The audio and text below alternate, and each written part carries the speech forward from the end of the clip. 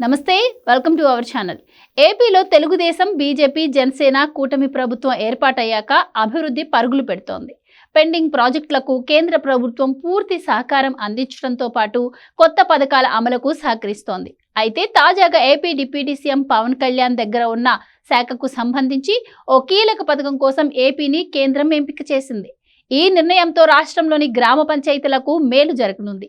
దీనిపై ఇప్పటికే కేంద్ర ప్రభుత్వానికి చెందిన కెపాసిటీ బిల్డింగ్ కమిషన్ కీలక ప్రకటన చేసింది. రాష్ట్రంలో ప్రస్తుతం గ్రామీణాభివృద్ధి, పంచాయతీరాజ్ శాఖలు డిప్యూటీ సీఎం పవన్ కళ్యాణ్ దగ్గరే ఉన్నాయి. మంత్రిగా బాధ్యతలు చేపట్టిన వెంటనే పంచాయతీల బలోపేతంపై ఫోకస్ పెట్టారు పవన్ కళ్యాణ్. గడిచిన 5 ఏళ్ల వైసీపీ పాలనలో గ్రామ పంచాయతీలు నిధులు లేక అల్లాడాయి. అయితే ఇప్పుడు పరిస్థితి మారింది. కేంద్రం నుంచి నిధులను ఎప్పటికప్పుడు గ్రామ పంచాయతీలకు రెగ్యులర్గా అందిస్తున్నారు.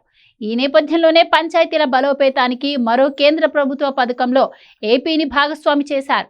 దీంతో పంచాయతీల్లో సమగ్రాభివృద్ధి జరగబోతోంది.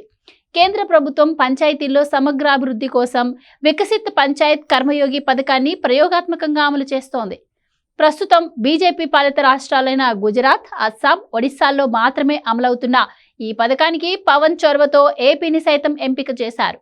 కేంద్ర ప్రభుత్వానికి చెందిన కెపాసిటీ బిల్డింగ్ కమిషన్ ఈ మేరకు నిర్ణయం తీసుకుంది. ఈ కార్యక్రమం కింద రాష్ట్రంలోని అల్లూరి సీతారామరాజు జిల్లాలో ఉన్న 15 పంచాయతీలను ఎంపిక చేశారు. దీంతో ఈ పంచాయతీల్లో అధికార వికేంద్రీకరణ, అభివృద్ధిలో ప్రజల భాగస్వామ్యం, ఏఐ వాడకం వంటి చర్యలు తీసుకుంటారు.